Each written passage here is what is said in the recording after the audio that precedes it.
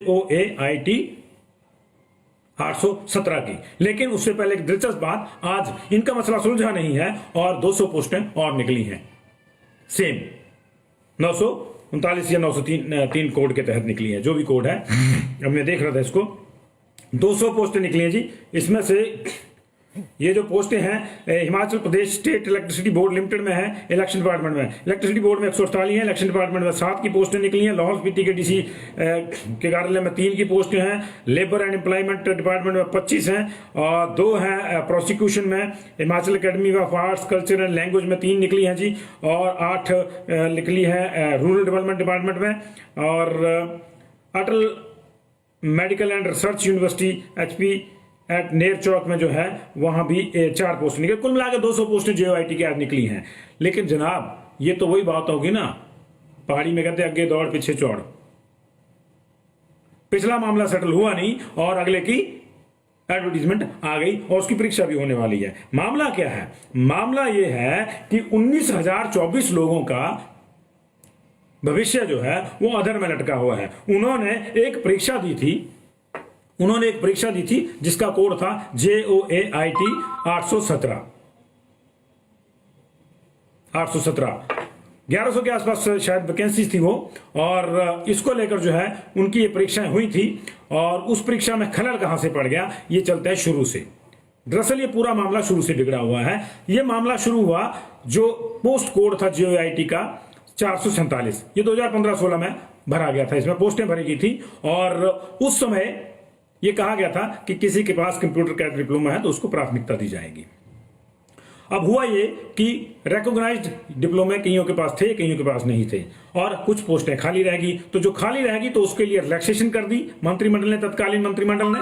और फिर यह किया गया कि किसी के पास 3 महीने का, किसी के पास 2 महीने का भी, तो उसको भी भर दिया गया, पोस्टें भर दी गई और यह मामला तब हो गया। ठीक है जी। उसके बाद नई भर्ती है 2018 में 556 कोड के तहत, और उसमें पुराने जो रूल्स थे, भर्ती के नियम थे, वो बदल दिए गए और शर्त लगा दी कि 1 साल के कंप्यूटर का डिप्लोमा होना चाहिए। जब लोगों ने उसके लिए भरा और जब रिजल्ट आया तो कई लोगों को यह कहा गया कि आप पात्र नहीं है, क्योंकि आपका जो डिप्लोमा है 1 साल का वो सरकारी मान्यता प्राप्त या सरकारी संस्थान का नहीं है। जबकि 447 में कहीं से भी कोई डिप्लोमा करके लाया था, बस एक सर्टिफिकेट कीजिए मैंने कंप्यूटर का डिप्लोमा किया है, बाकी तो टाइपिंग का टेस्ट होता ही है, तो उनको रख लिया गया था। तो वो लोग इस बात से नाराज थे कि हमको उसमें रिलैक्सेशन दी जाए, क्योंकि हमसे पिछलों को जो रखा है आपने 447 वालों को, उनका कोई इस तरह की बाइंडिंग नहीं थी कि आपको जो है गवर्नमेंट इंस्टीट्यूट से ही डिप्लोमा लाना है। लेकिन वहां पर एक दूसरी पार्टी भी खड़ी होगी।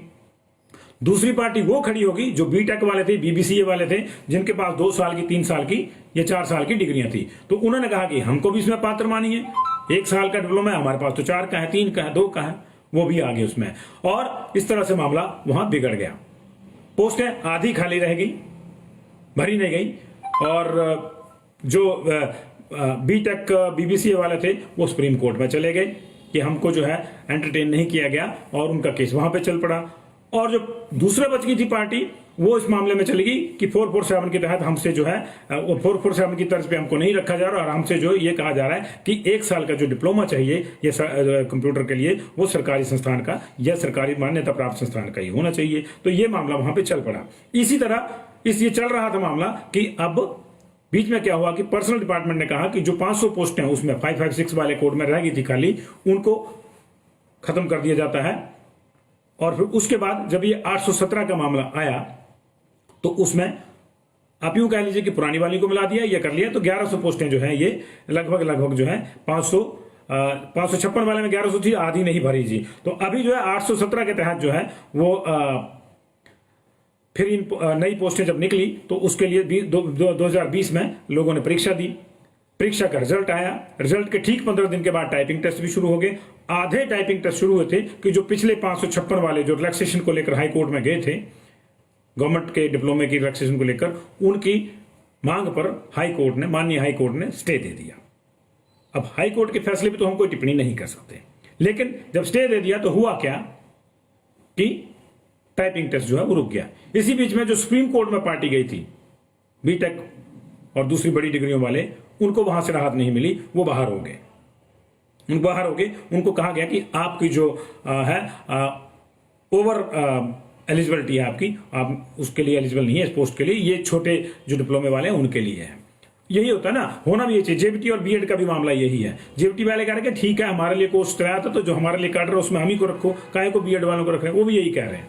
तो उसमें भी मामला हो रहा है, उसकी भी चर्चा हम 2-3 दिन से कर रहे हैं, लेकिन आज जेओआईटी की चर्चा कर रहे हैं। तो ये जो है मामला इस तरह से स्टे हो गया। तो जेओआईटी वाले भी बेरोजगार जो थे उन्होंने भी जैसे तैसे वकील किया और वो भी अपना केस लड़ रहे हैं। और अब तक 40 हियरिंग हो चुकी हैं, 40 बार मामला लग चुका है, डे टू डे बेसिस पे हुआ बीच में। लेकिन हमें कुछ दोस्तों ने बताया, हम इसकी पुष्टि नहीं करते, लेकिन बताया कि कम से कम 4 या 5 बार ही इस मामले को सुना गया है। मतलब लगता है, मान लीजिए 25 नंबर पे लगा है तो 24 नंबर वाला मामला सुना जाएगा, फिर सीधे 26 में चलेगा, स्किप हो जाएगा। क्यों हो जाएगा ये समझ से बाहर है।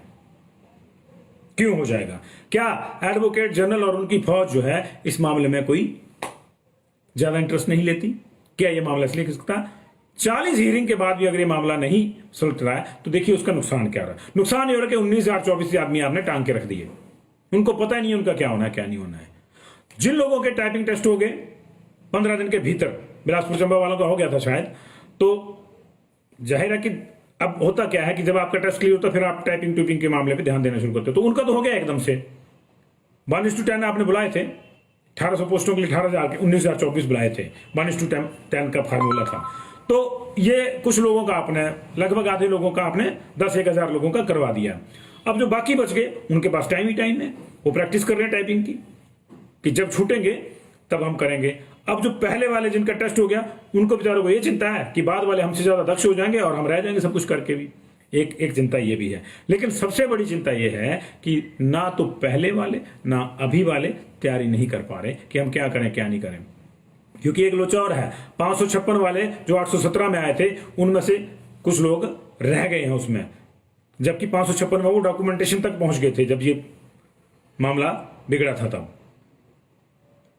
तो वहां भी बेचारों के इनके साथ भी हो।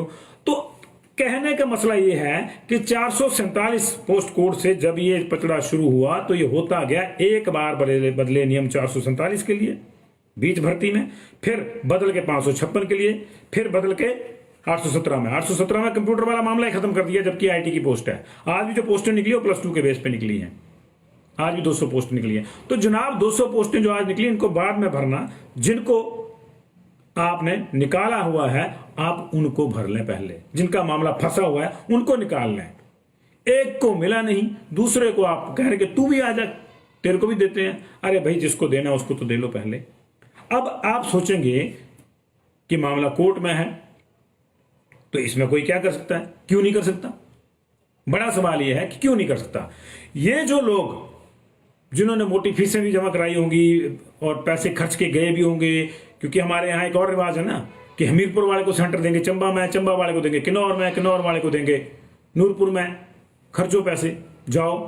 एक तो बेरोजगार है, ऊपर से लंबी दूरी की यात्रा करो, फिर वहां रहने को पता नहीं कहाँ है कहाँ नहीं, कोई सड़क पे सो रहा है, कोई गरीब है, कोई इस चीज की कोई चिंता नहीं है।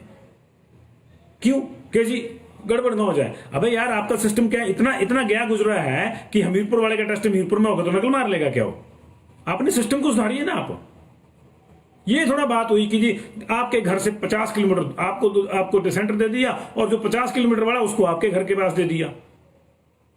परीक्षा का सिस्टम स्ट्रेंथन करो। तो वहां का पैसे खर्च हुए, वकीलों पे पैसे खर्च कर रहे हैं, काहे के लिए कर रहे हैं? कि 4 पैसे का रोजगार मिलना था। इतने का तो रोजगार नहीं मिल रहा है जितने अब तक खर्च चुके हैं। तो भाई अब होना क्या चाहिए?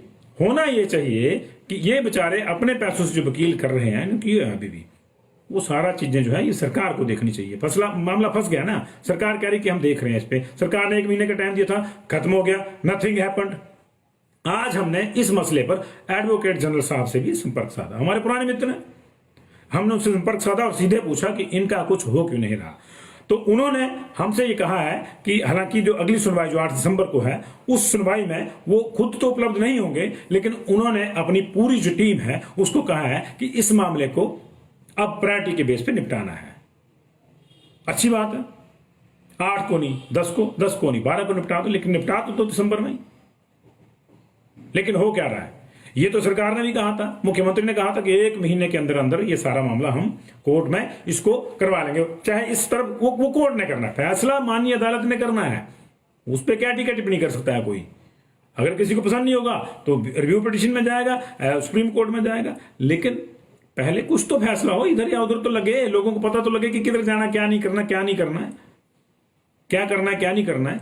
लेकिन ये पता तब लगेगा जब उस पर कोई एक फैसला आएगा। फैसला तब आएगा जब हमारी माननीय एडवोकेट जनरल साहब, जो मेरे मित्र हैं, मैं उनसे क्षमा चाहता हूं, वो और उनकी फौज जो पीछे है पूरी, जो सीनियर डिप्टी एडवोकेट जनरल है, फिर सीनियर डिप्टी एडवोकेट जनरल है, फिर नीचे एडिशनल एडवोकेट जनरल है, पता नहीं कितनी फौज है जी, बड़ी लंबी फौज है हर डिपार्टमेंट के केस लड़ने के लिए।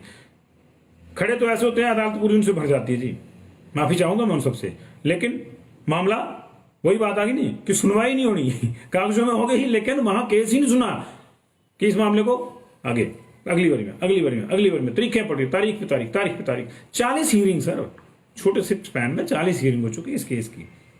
ये कुछ जमीन जायदाद का केस है कि मुद्दतों चलेगा और वो बैठे रहेंगे नौकरी के लिए। कुछ तो स्टैंड सरकार को लेना पड़ेगा। क्लैरिटी बड़ी जरूरी है इस पूरे मामले में। बहुत ज्यादा हताश है 19,000 लोग। हमने सुना है कि, हमने क्या सुना है, ये सामान्य चीज है कि सरकारें जो है वोट बैंक को ध्यान में रखकर ही काम करती हैं। तो भैया 19,000 लोग जो हैं रोजगार के लिए हैं। सबको लगता है ना कि मैंने टेस्ट क्लियर किया है तो मुझे सिलेक्ट होना है। पोस्टें 1800 होंगी, सिलेक्ट भी 1800 ही होंगे, लेकिन जो 18,000 आपने बुलाया ना, सबको लगता है कि मैं सिलेक्ट हो सकता हूं। अनिश्चितता में उनको मत रखिए, अन्यथा अनिश्चितता आपकी भी बढ़ जाएगी, सियासी अनिश्चितता भी बढ़ जाएगी। क्योंकि उनके साथ भी 19 चौका मिनिमम रख लो आप, 76,000 उनके साथ भी है। 76,000 बहुत होते हैं।